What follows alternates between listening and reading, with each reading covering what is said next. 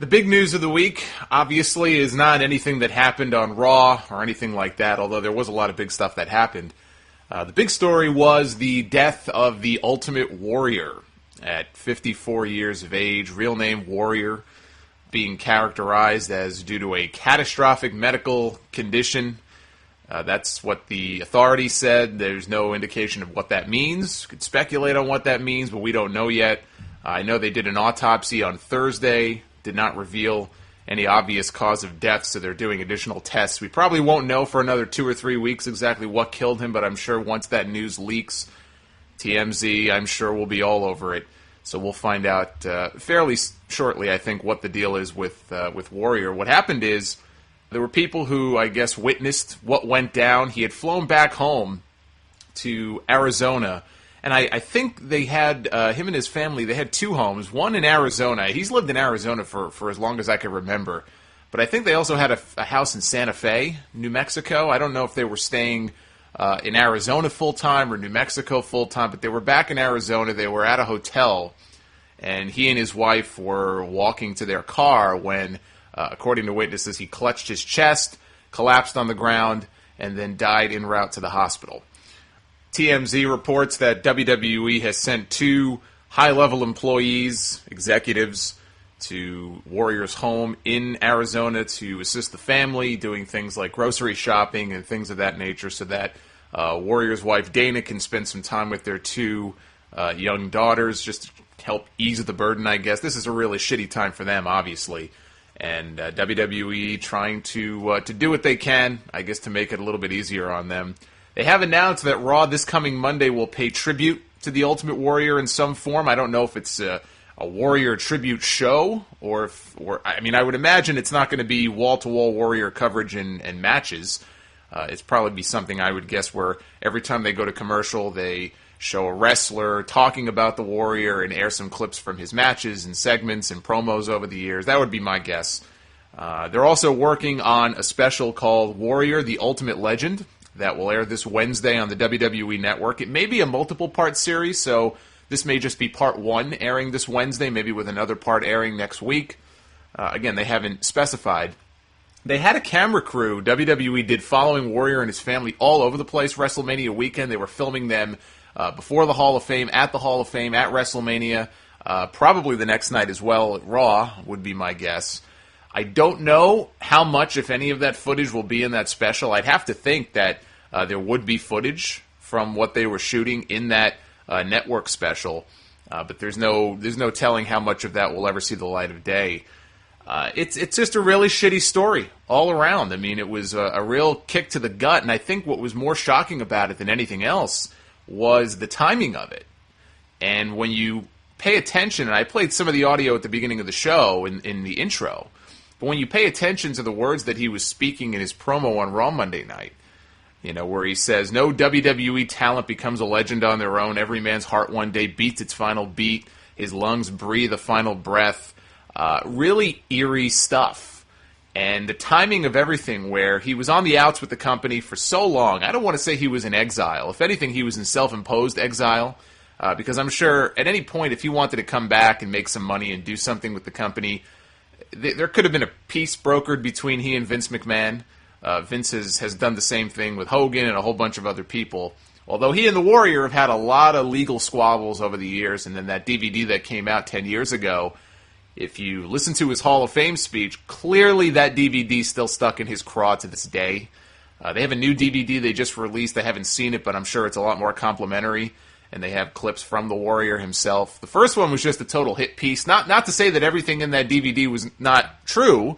I have the DVD, and there was a lot of truth to it, but clearly it was done as a hit piece on the Warrior. I don't think there's any doubt about that, and that still bothered him a lot. But he was essentially in exile for, I think, 18 years. He did some wrestling stuff. He had started to do some convention stuff. He had that match with Orlando Jordan, I think, in Spain back in 2008. You can find it on YouTube. He did not look very good at all in that clip. I don't think anybody was expecting Warrior to come back and wrestle a match. I think it was pretty obvious he wasn't going to be able to do that. I didn't notice it so much at the Hall of Fame. I was in the arena, and they didn't really show shots of him up on the screen, they just had the Hall of Fame logo. You had to look up, and I mean, he looked fine. It was Raw the next night that I really noticed how badly he was moving around. It almost looked like, I don't know if he had a knee replaced at some point. It looked like he had some problems with his knees because he was walking very awkwardly. It was almost like he was doing the Khali walk. Like, watch the way the Great Khali walks to the ring, and look at the way the Warrior was walking down that ramp on Monday night. He didn't look good in that respect, but otherwise, I don't think anybody would have ever predicted that this guy was on the verge of a heart attack. You know, when he comes in the ring and he does that heavy breathing, I just chalk that up to him doing the Ultimate Warrior shtick. When the Warrior used to come out back in the day, he would also do that heavy breathing, and I figured, okay, he's getting into Ultimate Warrior mode, so it didn't really cross my mind that there may be something wrong in that respect. Maybe people watching on TV felt differently. But for him to come back after so many years away and make peace with Vince McMahon and make peace seemingly with Hulk Hogan. There was a photo that Hogan posted on Twitter from backstage with him and Warrior and Pat Patterson all together smiling. And Jake Roberts said that he and Warrior had buried a hatchet because there had been some back and forth between the two of them in recent weeks on Twitter, and so they buried that hatchet. And it just looked like he was able to put a lot of that angst with a lot of people to bed. Maybe not with Ted DiBiase. If you watch the Hall of Fame, that much was obvious, and I know DiBiase doesn't really care for him very much. But after all that stuff, and for him to come back and to be on Raw for the first time since 1996, cutting an Ultimate Warrior promo, and he had just signed a contract, he even said, to be a brand ambassador for the company, and then the very next day he drops dead.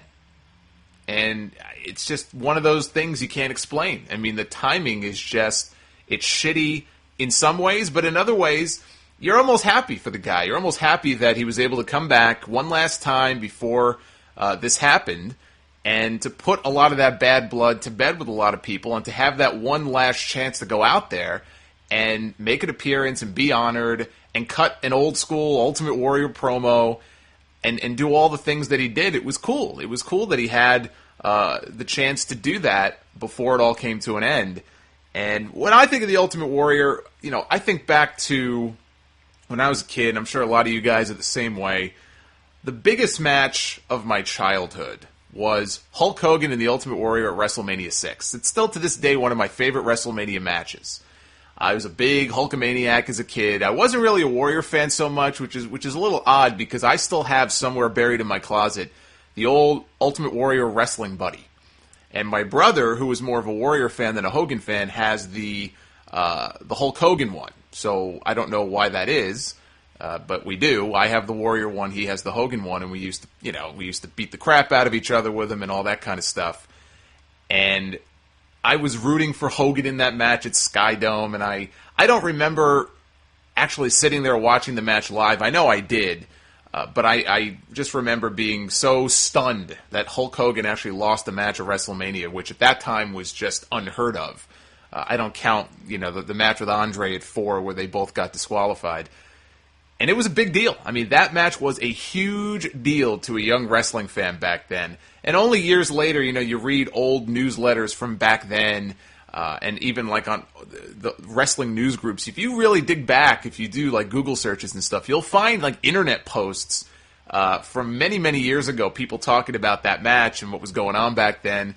And people were stunned by how good the match was. And I watched the match back now, and in a lot of ways it was a great match. It wasn't a great wrestling match, but to see those two guys go in there and have the kind of match they had was pretty incredible. Because by all rights, the match should not have been as good as it was, but I enjoyed it a lot as a kid. I enjoy it a lot when I watch it back now. And so the Warrior, to me, he had a lot of good matches in his career. People dump on him a lot because, he came down, he got blown up, he could only do a few moves. Warrior was not Bret Hart. He was not Shawn Michaels. He was not supposed to be. He was this big, jacked up, muscled up dude who came out wearing face paint and tassels, came out like a maniac. One of the most hilarious things I've ever seen. WWE used to have a show here in New York that aired on the MSG network where they would air old MSG house shows. Now they do it on the network, I guess. And I wish I remembered the date of the show, but it was a Madison Square Garden house show where the Ultimate Warrior, I want to say, teamed up with LOD against all three members of Demolition. I think that was the match. This would have been probably from 90 or 91. Warrior comes down to the ring like a bat out of hell, and there's some poor ring technician ringside. As the Warrior starts to circle the ring, he just steamrolls over this guy. And it's the funniest thing, because I used to go back and rewind it and fast forward it and rewind it, because the guy's hair, like when the Warrior runs into him, he goes one way, his hair goes in the opposite direction. I mean, he just got barreled over. It was the funniest thing. I don't know if he got hurt or not, but he was just a maniac, you know? He would come out full of energy. He would run around like a crazy man. And for all the wrestlers on that DVD and other people who have mocked the Warrior and made fun of him and said, oh, his matches sucked and this and that, boy, you know, you get an awful lot of wrestlers who love to imitate the Ultimate Warrior in some ways. And Batista has talked fondly about him, and Batista even said he had a chance to finally tell him this weekend that he basically stole his rope shake from the Warrior. There's a lot of wrestlers who were influenced by the Warrior and Hogan and guys like that when they were kids. Don't let them fool you when if they say otherwise. And my favorite Warrior matches, because I was thinking to myself, you know, what would I classify as my top 3 favorite Ultimate Warrior matches? And it would have to be, and I'm not putting them in order, but it would have to be the rematch with Rick Rude at SummerSlam '89. That year, Rude beat him for the Intercontinental Belt at WrestleMania. They had a rematch. The rematch was a lot better than their WrestleMania match. It was a really, really good match, and Rick Rude had a lot to do with that. Rude was awesome. Rude was Warrior's... I would say that Rick Rude was probably Warrior's best opponent. I know some people might say Savage. It's kind of neck and neck between the two of them, but I would go with Rude. The WrestleMania 7 match with Savage, obviously a great match. The post-match was great, too. Everything about that I loved. And the WrestleMania 6 match with Hogan, I think those are my 3 favorite Warrior matches. I think those 2 WrestleMania matches are probably the 2 most iconic matches of his career. I think a lot of people would like to just forget about the rematch with Hogan in WCW and just pretend that it never happened because it was that awful. And, you know, he said in his Hall of Fame speech, as he did in other interviews before, that his father walked out on him and his family when he was 12 years old and never looked back. And you could tell that bothered him because he would mention it, and just when he would mention it, you could tell that he was annoyed by that. He would say, never paying any attention to any kind of financial support or anything like that. And his daughters are right around that same age now. And now they have no father. And that's the part that really, really sucks. You know, he brought them out with him on stage at the Hall of Fame, and it's just a really shitty situation. And talking about him here on the Sound Off brings mixed emotions to me. So I apologize if this kind of goes all over the place, but that's probably the most legit way for me to do this, since this is how I really feel. You know, it's one thing for me to have all these wonderful things to say about Warrior and all the memories from when I was a kid and how it's another part of my childhood gone. It was all about Hulk Hogan, Macho Man, and the Ultimate Warrior. When I was a kid, those were the 3 guys. And now 2/3 of that equation are gone. But I would be a hypocrite if I didn't bring up the other side of the man and some of the outrageous things that he has said about other people, a lot of times during tough times in their lives. You know, this is a man who, when Heath Ledger died, suggested that it was a good thing he died because he was a negative influence on his young daughter. And talking about the queer movie he did, is what I think he called it. Brokeback Mountain.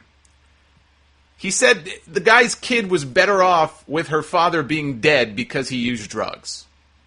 Bobby Heenan. I've made no secret of the fact that Bobby Heenan is the best manager in wrestling history. He's one of my all-time favorites. It was really cool for me to have a chance to meet him 2 years ago in Miami. Love Bobby Heenan.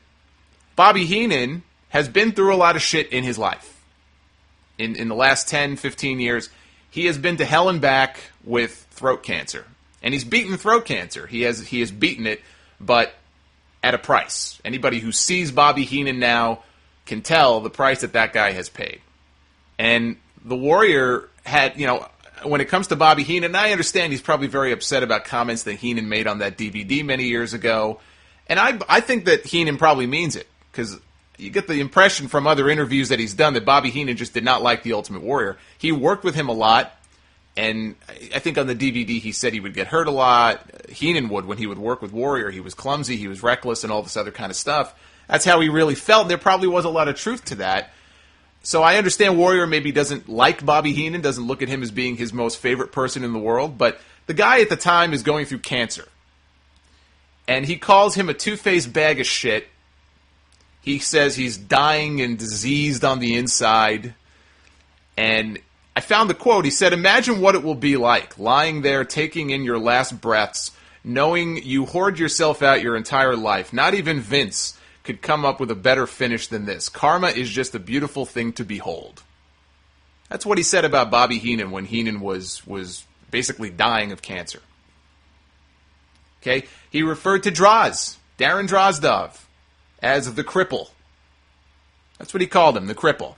And I remember JBL I think it was on Bite This when they still had the audio show on WWE.com.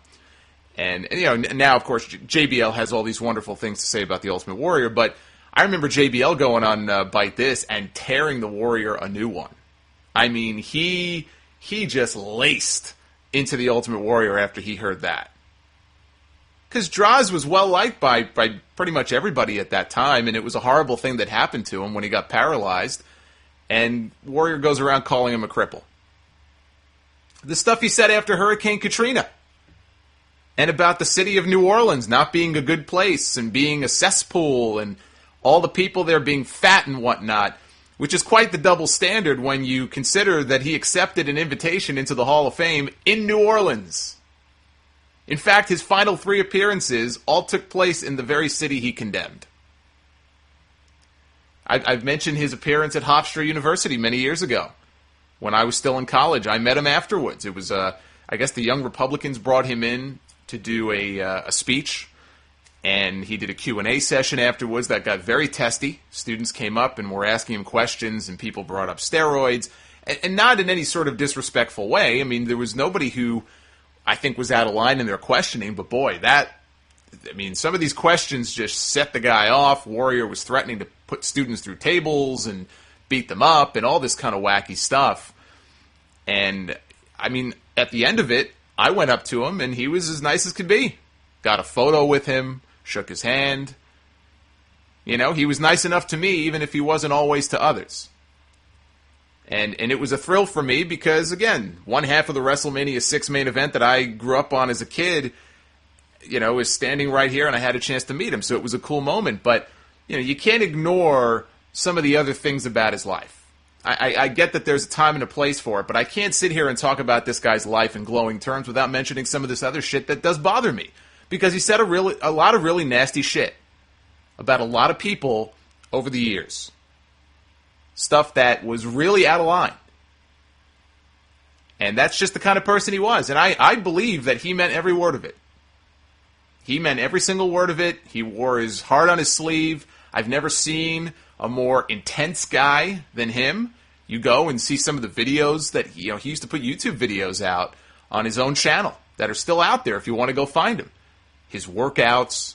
I mean, the guy was the most intense person I've ever seen in my life. That's who he was. So I can appreciate him for that, but you got to take the good with the bad. And so I want to wrap up here with some audio that I'm going to play for you. This is the Warrior in his own words from just a few years ago. You're going to hear the first few seconds of this and the words that he uses, and you're going to think, wow, given the way that he died or may have died. But I want to play it because it's actually some of the most motivational stuff I've ever heard come out of the man's mouth. And he said a lot of far-out stuff over the years, but I think there's a lot of truth in what he's saying here. And I think it sums up the Ultimate Warrior better than anything I could ever say. So with that being said, and fair warning, there is some foul language here. But with that being said, I give you the Warrior in his own words. Many of you, many people in this world would be better off if they had a heart attack. If they didn't survive it, then they would be removed from the misery of their lives. The misery that they see their lives as being every fucking day, every fucking minute, every fucking hour. Bitching and whining and complaining about having this great fucking thing called life. I mean, is that so outrageous? Is that so insane? Is that so crazy to think my fucking life having it, man, is awesome? Is it? I think if you think it is, I think you're fucking pathetic. I think you're less than human, less than being a human being. And if you did survive, those of you who would be better off having a heart attack, then maybe, like many of the other people who write their stories after they suffer a tragedy or suffer a serious illness like a heart attack or cancer, they finally come to the realization after wasting decades and decades of their life, there is something special about being alive. Every morning you wake up, there are two doors. Behind one lies your destiny and living. Behind the other lies death. Being alive, having breath, your heart pumping blood, you being able to see through your eyes, that's not living. That's being alive. Living is engaging your life with intensity and passion. People ask me, Warrior, what are you passionate about? And it finally came to me years ago. You know what I'm passionate about? I'm passionate about fucking passion. I'm passionate about intensity. All the self-help books, all the motivational books, the inspirational tools that you can buy, the bottom line in them is, do the work. Once you get through all the pages and all the rules and all the principles and all the formats and all the plans and all the templates, it comes down to that. Do the fucking work. And sometimes the only way to go about doing the work is get fucking raw and get fucking intense. Get angry and aggressive and make it fucking happen for yourself. You can start today. I don't care when your life clock started ticking. You can start fucking right now today. My advice, fucking do it. Do it. Fucking do it. Dig fucking deep and get it done. Do the work of your life. Wow. He was one of a kind, that's for sure. He will be missed.